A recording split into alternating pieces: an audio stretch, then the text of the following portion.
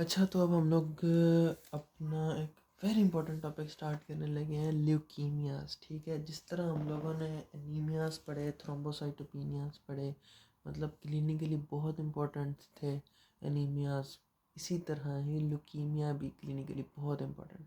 It's a type of cancer. ठीक है, leukaemia is type of cancer. तो leukaemia के डिफरेंट टाइप्स हैं। ठीक है, क्रोनिक ल्यूकीमिया, एक्यूट ल्यूकीमिया, उसके बाद प्रोमाइलोप्रेटिव डिसऑर्डर्स। तो सबसे पहले हम लोग स्टार्ट करेंगे एक्यूट ल्यूकीमिया से। ठीक है, तो एक्यूट ल्यूकीमिया में हमारे पास क्या होता है, हम लोगों ने, अच्छा यहाँ से मैं बताता हूँ, ये हम लोगों ने पढ़ी थी ना यहाँ पे, हिमेटोपोइसिस। क्या हो रहा था, हिमेटोपोइटिक प्लोरीपोटेंट CD34+ स्टेम सेल जो था, वो माइलॉइड स्टेम सेल और लिम्फोइड स्टेम सेल बनाता था। और उससे आगे माइलॉइड से ये erythroblast, myeloblast, monoblast, megakaryoblast, lymphoblast, T lymphoblast, ये सब इनका लेवल इंक्रीज हो रहा था। ठीक है, अब इसमें ना ये जो है ना, myeloid stem cell, lymphoid stem cell, erythroblast, myeloblast, monoblast, megakaryoblast, B lymphoblast, T lymphoblast, इसमें जो ये हैं, ये हमारे पास क्या आते हैं, ब्लास्ट कैटेगरी में। कौन सी कैटेगरी में, ये सब क्या आते हैं, ब्लास्ट कैटेगरी में। ठीक है, साइट्स नहीं है ये क्या है, ब्लास्ट। मतलब एरिथ्रोसाइट नहीं है ये, एरिथ्रोब्लास्ट, मतलब इट्स अबाउजदाद, प्रिकर्सर्स ऑफ एरिथ्रोसाइट्स। इसी तरह माइलोब्लास्ट किसके हैं, न्यूट्रोफिल्स, बेसोफिल्स, यूसिनोफिल्स के। इसी तरह मेगाकैरियोसाइट्स के कौन है, मेगाकैरियोब्लास्ट। लिम्फोसाइट्स के कौन है, लिम्फोब्लास्ट। तो अब हमारी ना जो नॉर्मल बोन मैरो है, let's suppose this is the bone marrow of a normal healthy person like me. अब इसके अंदर क्या है, ये बोन है, इसमें है ये बोन मैरो। इसके अंदर ना हमें 1 से 2% सिर्फ और सिर्फ क्या नज़र आते हैं, ब्लास्ट। 1 से 2% ब्लास्ट नज़र आते हैं। मतलब कि अगर मैंने देखना है कि मेरी बॉडी में एरिथ्रोब्लास्ट कितने हैं, एरिथ्रोब्लास्ट, तो वो कितना परसेंट होगा, 1 से 2% ओनली। बाकी क्या होंगे, एरिथ्रोसाइट्स होंगे। बाकी क्या है, एरिथ्रोसाइट्स जो कि मैच्योर हो गए हैं और उनको रिलीज़ करना है हम लोगों ने किसमें, ब्लड के अंदर। तो अगर हमारे पास ये एरिथ्रोब्लास्ट की अमाउंट 1 से 2% से बढ़ के 20% हो जाए, तो उसे हम लोग क्या कह देते हैं, the patient is suffering with leukaemia. The patient is suffering with leukemia. If the amount of blasts in the patient increases than 20%, then the patient is suffering from leukemia. Blasts याद रखना है, नॉर्मली कितने हैं इसमें, मैं bone marrow में 1 से 2%, और इंक्रीज हो गए, कितने हो गए हैं, 20%। अच्छा जी, तो स्टार्ट करते हैं।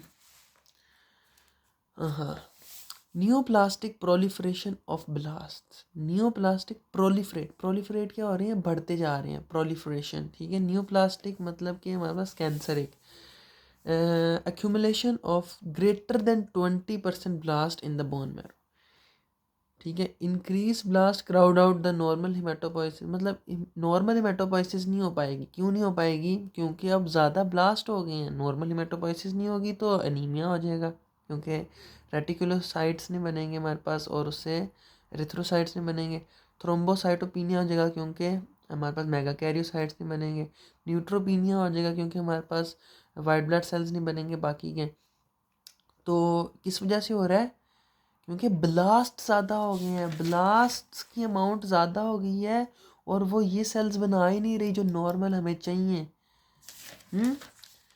तो अच्छा, blast usually enter the blood stream resulting with high WBC count. Blast जो है ना, ये जो बनते हैं, ये हमारे पास कहाँ एंटर हो जाते हैं, ब्लड के अंदर। ब्लास्ट ही एंटर हो जाते हैं ब्लड के अंदर, कहाँ से ही हमारे पास बोन मैरो से ब्लास्ट कहाँ पे एंटर हो जाते हैं, ब्लड के अंदर, और WBC काउंट इंक्रीज हो जाता है। लेकिन ये अनइफेक्टिव, मतलब किसी काम के नहीं है ये WBC, क्योंकि ये ब्लास्ट ने तो काम ही नहीं कर सकते अपना। अच्छा जी ब्लास्ट सर, अच्छा हमें पता किस तरह चलेगा ब्लास्ट को हम नॉर्मल सेल से किस तरह से डिफ्रेंशिएट करते हैं।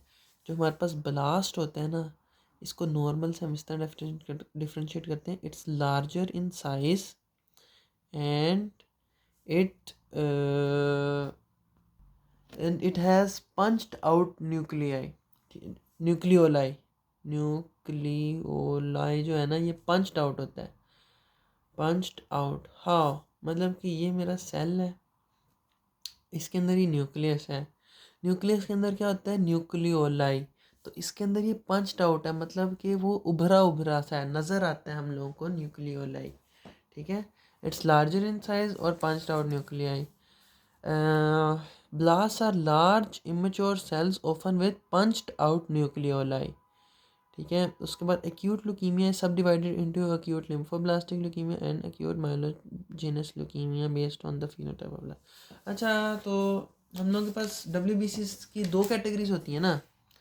WBC की दो कैटेगरीज होती हैं, एक होती है माइलॉइड स्टेम सेल से बनते हैं, एक होते हैं लिम्फॉइड स्टेम सेल से बनते हैं। ठीक है, तो इसमें हमारे पास जो माइलॉइड से बनते हैं वो कौन से होते हैं, neutrophils, basophils, eosinophils and monocytes. और लिम्फोइड स्टेम सेल से कौन से बनते हैं, B lymphocyte and T lymphocyte. तो हमने यहाँ पे भी इनको कैटेगराइज कर दिया है।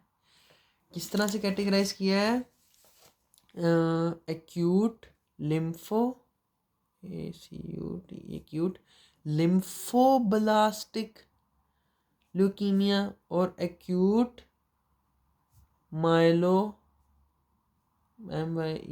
माइलोब्लास्टिक ल्यूकीमिया। ठीक है, समझ आ गई। जो माइलोब्लास्ट से निकले हैं, माइलॉइड स्टेम सेल निकले हैं, उनको हमने अलहदा कर दिया, और जो हमारे पास लिम्फोइड से निकले हैं उनको हमने अलहदा कर दिया। सबसे पहले हम लोग पढ़ेंगे एक्यूट लिम्फोब्लास्टिक ल्यूकीमिया। अच्छा, अब ना दोनों में फ़र्क सबसे पहले मैं बता दूँ। ठीक है, जो हमारे पास जो एक्यूट, मतलब एक मिनट, हाँ, एक्यूट ल्यूकीमिया दो टाइप्स के हो गए, हम लोगों ने बात की। एक कौन सा हो गया, एक्यूट लिम्फोब्लास्टिक ल्यूकीमिया ALL, एक acute myeloid leukaemia AML। Acute leukaemia of two types, acute lymphoblastic leukaemia and acute myeloid leukaemia. इन दोनों में फ़र्क जो होगा ना, वो होगा उस सेल के ऊपर मौजूद मार्कर से, कि हम लोग उसको कुछ उसकी करेंगे, मतलब क्या कहेंगे उसको, सीरोलॉजिकल टेस्टिंग करेंगे। ठीक है, तो हम लोगों को एक्यूट लिम्फोब्लास्टिक ल्यूकीमिया में नज़र आएगा TDT, terminal deoxynucleotidyl transferase. और यहाँ पे हम लोगों को मिलेगा MPO, माइलो पर ऑक्सीडेज। ठीक है, पॉजिटिव। हम लोगों को एक्यूट लिम्फोब्लास्टिक ल्यूकीमिया में क्या चीज़ मिलेगी, TDT, मतलब टर्मिनल डिऑक्सी न्यूक्लियोटाइडल ट्रांसफरेज। और एक्यूट माइलॉइड ल्यूकीमिया में क्या मिलेगा, माइलो पर ऑक्सीडेज। ठीक हो गया, समझ लगी। ये हम लोगों का सबसे इम्पोर्टेंट पॉइंट है, ये याद रख लेना। अगर हम लोगों को कहीं भी MCQs में मिले कि it is TDT positive, terminal deoxynucleotidyl transferase, then it is acute lymphoblastic leukaemia. अगर हम लोगों को पता चले कि इसमें माइलो पर ऑक्सीडेज है, तो हम लोग क्या कहेंगे, MPO positive, then it is acute myeloid leukemia. सबसे इम्पोर्टेंट चीज़ है, मोस्ट इम्पॉर्टेंट। अच्छा जी इसमें हमारे पास क्या हो रहा है, लिम्फोब्लास्ट जो है हमारे पास, जो कि T lymphocytes and B lymphocytes बनाते हैं, उनकी एक्यूमुलेशन हो रही है 20% ज़्यादा in the bone marrow, then it is acute lymphoblastic leukaemia. ठीक है ना। Lymphoblast are characterised by positive nuclear staining for TDT, DNA polymerase, terminal deoxynucleotidyl transferase. TDT is absent in myeloblast and mature lymphocyte. अगर ये lymphocyte मतलब mature हो जाए, देखो ना, लिम्फोब्लास्ट से हमारे पास क्या बनने हैं, लिम्फोब्लास्ट से हमारे पास क्या बनने हैं, मेच्योर लिम्फ सेल, लिम्फोब्लास्ट से मेच्योर सेल बनने हैं। तो ये टीडीटी सिर्फ इन दोनों में पॉजिटिव होगा, बी लिम्फोब्लास्ट में या टी लिम्फोब्लास्ट में। हमारे पास टीडीटी नाइव बी सेल या नाइव टी सेल या प्लाज्मा सेल या सीडीटी CD4 टी सेल्स में नहीं होगा पॉजिटिव, और ना ही यहाँ के किसी भी सेल में मौजूद पॉजिटिव होगा। So if it is TDT positive, it is lymphoblast. अच्छा, most commonly arises in children associated with Down syndrome, usually arises after the age of 5। अच्छा, वेरी इंपॉर्टेंट, डाउन सिंड्रोम के जो पेशेंट है ना, वो मतलब इन पेशेंट को ना डाउन सिंड्रोम भी हो सकता है, लेकिन वो जो डाउन सिंड्रोम है ना, वो हमारे पास कब होगा, आफ्टर द एज ऑफ 5। ये इंपॉर्टेंट है, आफ्टर द एज ऑफ 5। आगे जो हम लोग पढ़ेंगे ना एक्यूट माइलोइड ल्यूकीमिया, वो उसमें हमारे पास बिफोर द एज ऑफ 5 जो है क्या होता है, association with Down syndrome. So very important thing, very important thing. Subclassified into BALL and TALL। ज़ाहिर सी बात है, हम लोगों ने इस वक्त बात की कि हमारे पास क्या है, लिम्फोब्लास्टिक ल्यूकीमिया है। तो लिम्फोब्लास्ट तो 2 टाइप्स के होते हैं हमारे पास, हम लोगों ने पता है। एक हमारे पास होते हैं बी लिम्फोब्लास्ट, एक टी लिम्फोब्लास्ट। अगर बी लिम्फोब्लास्ट की एक्यूमुलेशन हो जाए 20% से ज़्यादा, तो उसे हम कहेंगे BALL। क्या बोलेंगे, अगर बी लिम्फोब्लास्ट की हो जाए तो BALL, और अगर टी की हो जाए तो TALL। B cell acute lymphoblastic leukemia, T cell acute lymphoblastic leukemia. तो हमारे पास अब एक और चीज़, इन दोनों में फ़र्क किस तरह करेंगे, फिर से हम लोग करेंगे कार्डिक मार्कर से। हमारे पास यहाँ पे कौन से कार्डिक मार्कर हैं, जब BALL होगा तो cardiac markers will be CD10, CD19 and CD20। Very important, याद रखने कार्डिक मार्कर, जहाँ पे भी ये 3 कार्डिक मार्कर्स आएंगे इसका मतलब है BALL है। और साथ मतलब दोनों में TDT तो पॉजिटिव है, लेकिन दोनों को भी तो डिफ्रेंशिएट करना है। और TALL में हमारे पास क्या चीज़ पॉजिटिव होगी, CD2 से लेके CD8 तक, मतलब CD3 CD4 CD5 CD6 CD7 CD8 CD2, ये सब के सब क्या होंगे, पॉजिटिव होंगे। डिफ्रेंशिएट करना है हम लोगों ने, ठीक है। तो अब देख लेते हैं।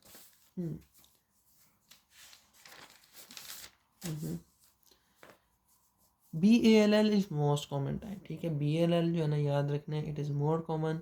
उसके बाद usually characterized by lymphoblast that express CD10 CD19 CD20।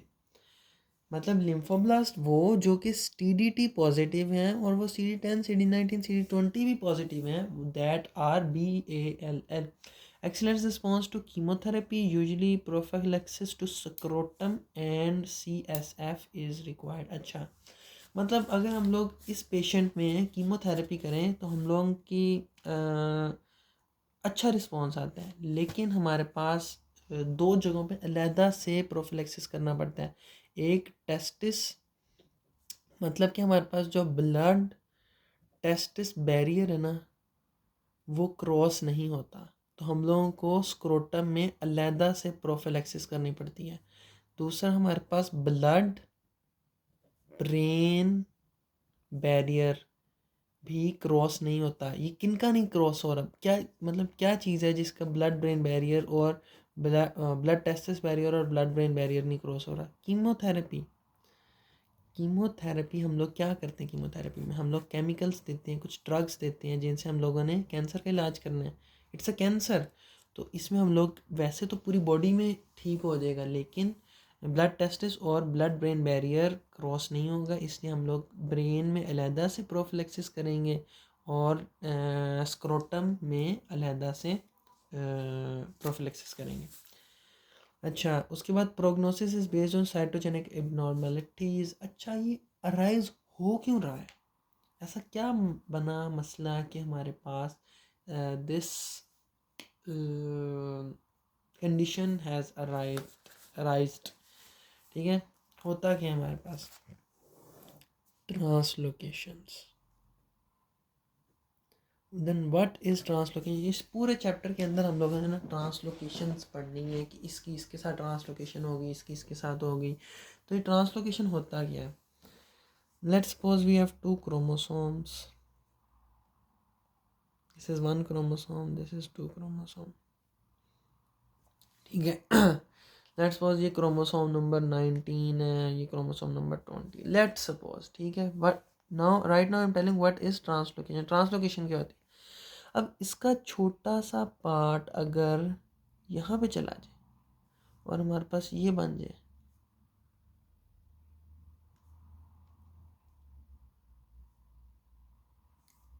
मतलब इसका छोटा सा पार्ट यहाँ चला गया और इसका लेट्स सपोज ये पार्ट जो है ना ये यहाँ पे आए, तो हमारे पास कुछ इस तरह से हो जाएगा सेल।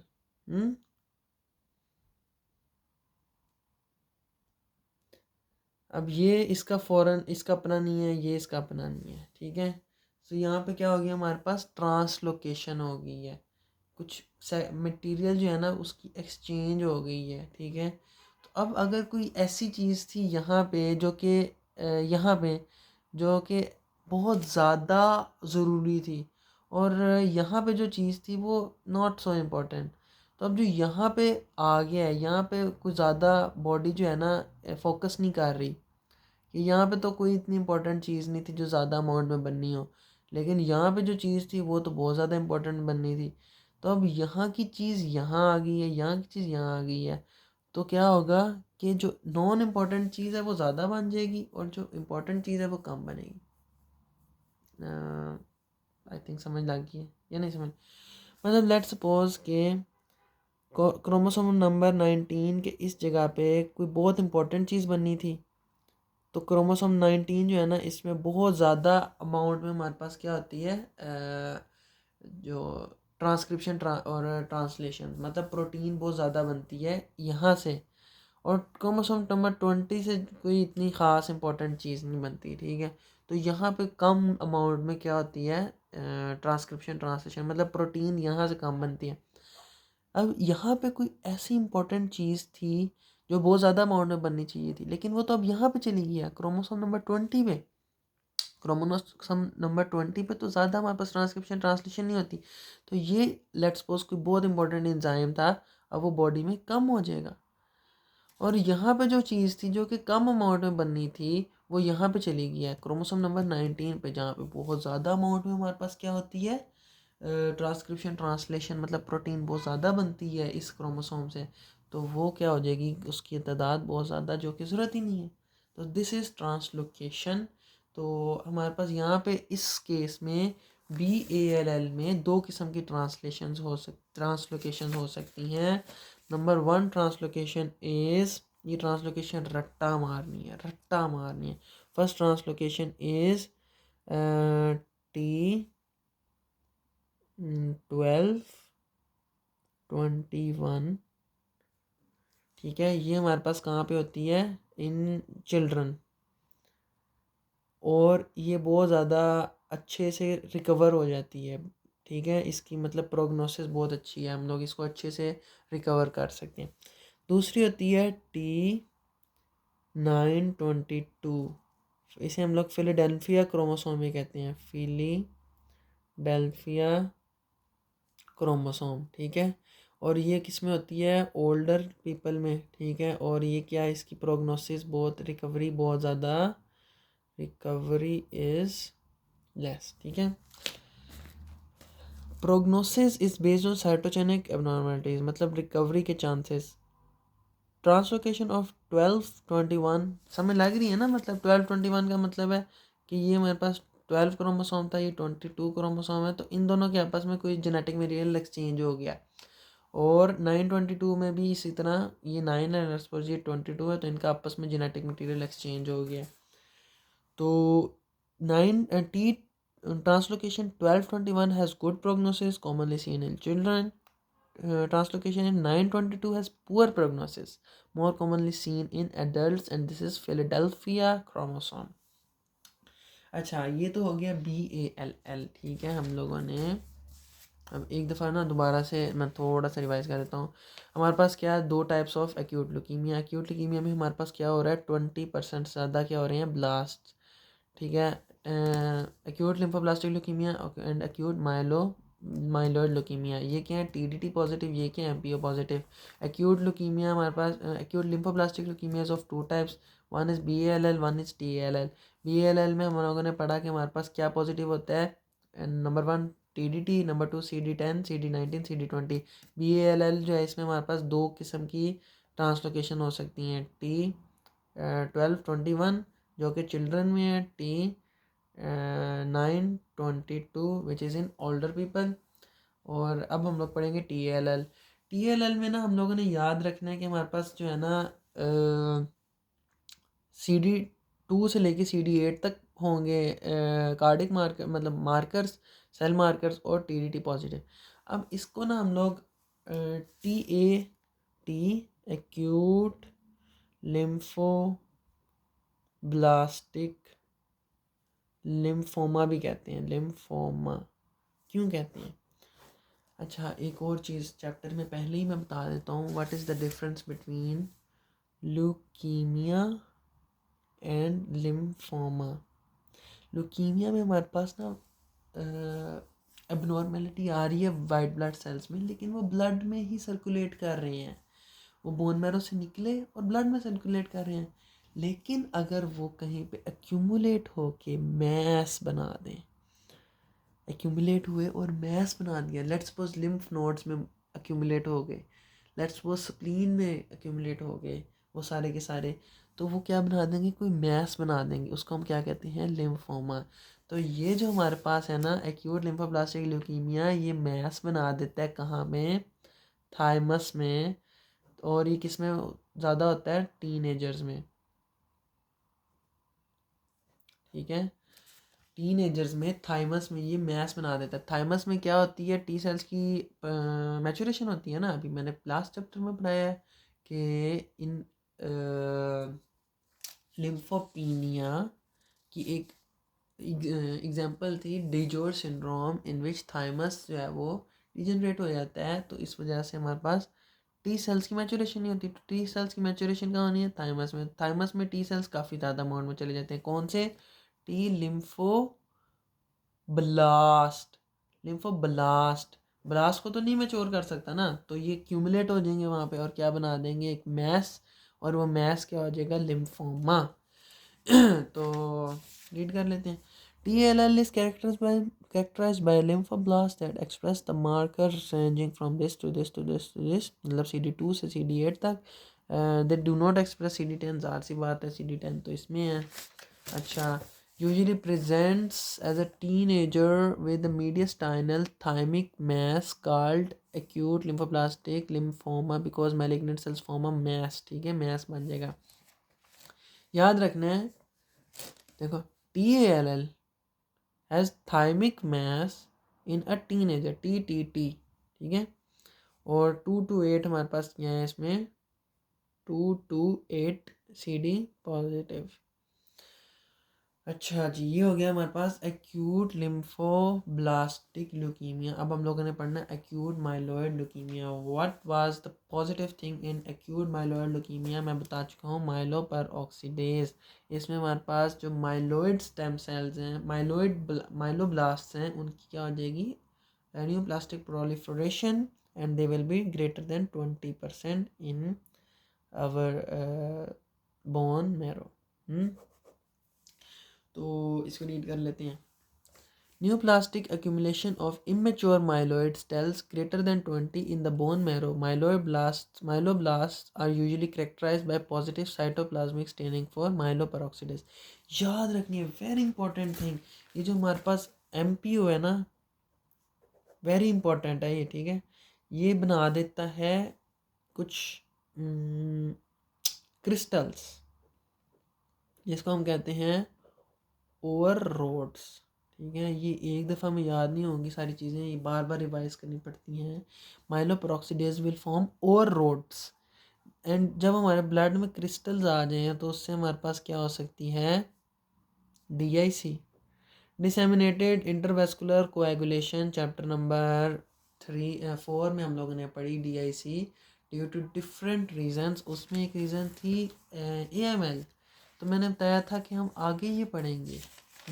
इधर गया हमारे पास disseminated intravascular coagulation, please revise this topic also.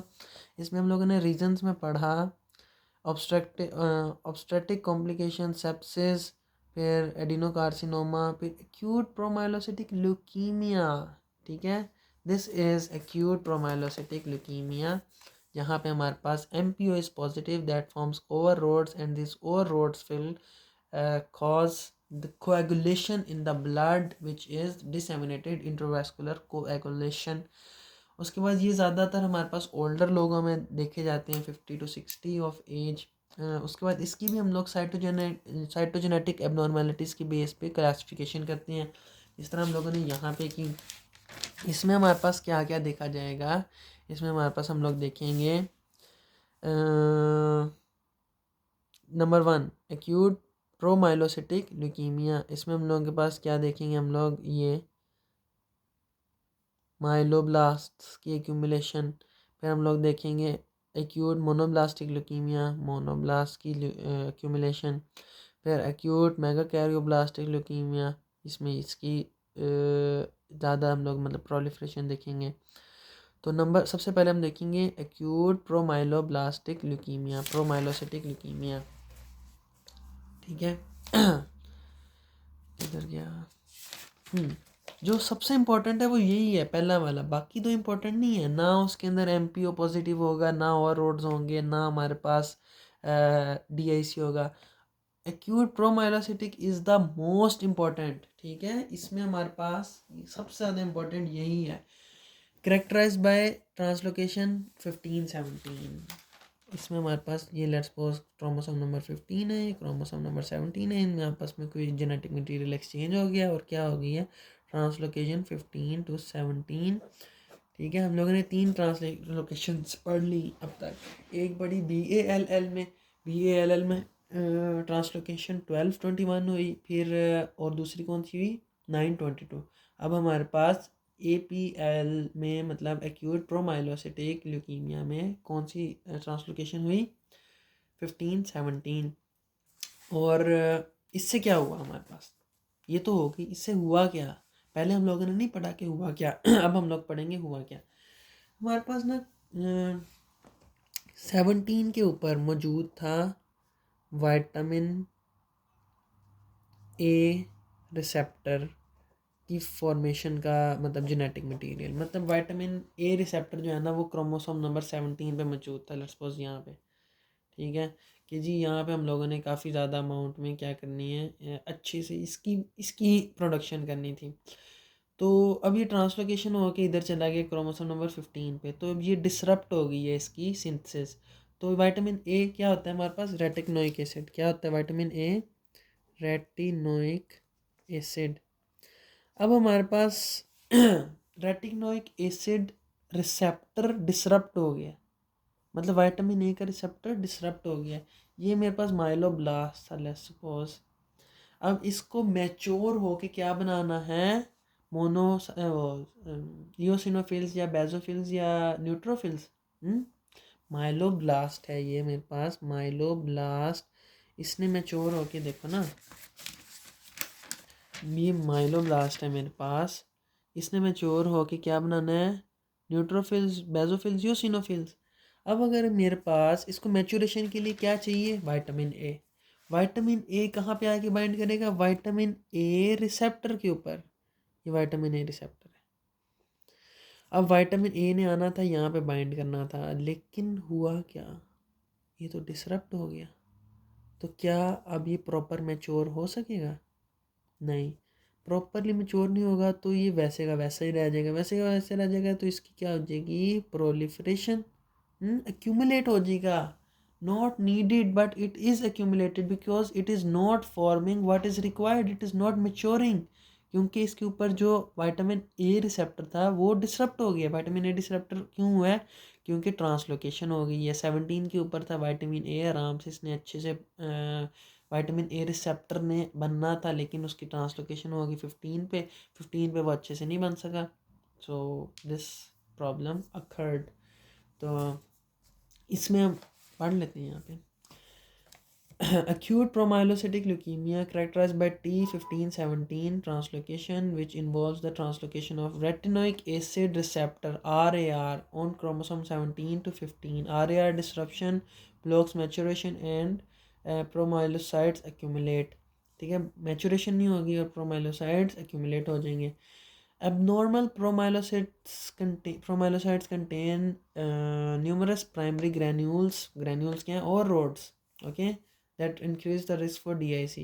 Treatment इसमें हम लोग ऑल ट्रांस रेटिनोइक एसिड दे देंगे, जो कि हमारे पास क्या है ऑल्टर्ड रिसेप्टर के साथ भी बाइंड कर देगा। ये ऑल्टर हो गया था ना, हमारे पास डिसरप्ट हो गया था, इसका मतलब पहले लेट्स सपोज ऐसा स्ट्रक्चर था, फिर इसका ना स्ट्रक्चर ऐसा हो गया, ठीक है, और ये इसके साथ बाइंड नहीं कर पा रहा था। अब हम लोग दे देंगे ऑल ट्रांस रेटिनोइक एसिड, मतलब कि ये ना रेटिनोइक एसिड ये विटामिन ए का ना कुछ डेरिवेटिव है, जो कि ऐसा है कि जो कि हर किस्म के रिसेप्टर से बाइंड कर जाता है, बेशक वो जैसा मर्जी हो। तो हम लोग इसमें क्या देंगे all trans retinoic acid ATRA, all trans retinoic acid a vitamin A derivative which bind the altered receptor and cause the blast to mature, और उनकी मैच्योरेशन करा देगा। एक्यूट मोनोसाइटिक ल्यूकीमिया, हमारे पास मोनोसाइट्स की प्रोलिफरेशन हो जाएगी, मोनोब्लास्ट्स की सॉरी, ठीक है, और इसमें एमपीओ नहीं होगा, ये इन्फिल्ट्रेट हो जाते हैं गम्स के अंदर, गम्स हमारे जो है ना मसूड़े उनमें ये इन्फिल्ट्रेट हो जाते हैं। उसके बाद एक्यूट मेगा कैरियोब्लास्ट ल्यूकीमिया, इसमें हमारे पास किसकी प्रोलिफरेशन होती है, मेगा कैरियोब्लास्ट की, एमपीओ इसमें भी एब्सेंट है। It is associated with Down syndrome and it usually arises before the age of 5। Acute lymphocytic leukaemia arised after the age of 5 and acute myeloblastic megakaryoblastic leukaemia is arising after the age before the age of 5। Okay, अब हमारे पास ये ना एक बीमारी होती है myelodysplastic syndrome. क्या बीमारी होती है ये, माइलोडिस्प्लास्टिक सिंड्रोम। इसमें हमारे पास पता है क्या होता है, हमारी ना बोन मैरो बना तो सही से रही है, क्या चीज़, ब्लास्ट सही से बना रही है, लेकिन ना वो प्रॉपरली मैच्योर नहीं हो पा रहे, ठीक है, प्रॉपरली मैच्योर नहीं हो पा रहे। It is similar kind of similar to leukemia, yes, कि बोन मैरो ब्लास्ट बना रही है, ब्लास्ट मैच्योर नहीं हो रहे, तो लेकिन इसमें ना 20% से कम है हमारे पास क्या, ब्लास्ट। तो इसको हम ल्यूकीमिया नहीं बोलेंगे, इसको हम बोलेंगे माइलोडिस्प्लास्टिक सिंड्रोम। मतलब ये एक दफ़ा में सारी चीज़ें याद नहीं होंगी, बार बार रिवाइज करनी पड़ती हैं, ठीक है। एक्यूट माइलोसिटिक ल्यूकीमिया में arise from pre existing dysplasia myelodysplastic syndrome, मतलब कि माइलोडिस्प्लास्टिक सिंड्रोम से हम लोगों को क्या हो सकता है, ल्यूकीमिया भी हो सकता है। कैसे, अगर ये ज़ाहिर सी बात है 20% ज़्यादा इंक्रीज़ कर जाए ब्लास्ट की amount. Myelodysplastic syndrome usually present with cytopenia, hyper cytopenia क्यों हो रहे हैं हमारे पास, क्योंकि रेड ब्लड सेल्स कम हो रहे हैं, हाइपर सेलुलर बोन मैरो है, ठीक है। उसके बाद abnormal maturation of cell, this is the thing which is important. And cytopenia मतलब पैनसाइटोपिनिया हमने पढ़ा ना, सारे के सारे ब्लड सेल्स कम हो गए हैं, क्योंकि एबनॉर्मल मैचुरेशन हो रही है, और ब्लास्ट जो है इंक्रीज़ कर रही हैं बट लेस दैन 20%। तो पेशेंट जो है वो मर जाता है इन्फेक्शन से, ब्लीडिंग से। ब्लीडिंग क्यों, मेगा कैरियोसाइट्स कम हो गए हैं तो प्लेटलेट्स कम है। इन्फेक्शन क्यों, WBCs कम है, और एक्यूट ल्यूकीमिया भी हो सकता है। So this was our topic for today, acute myeloid leukemia and acute lymphoblastic leukaemia.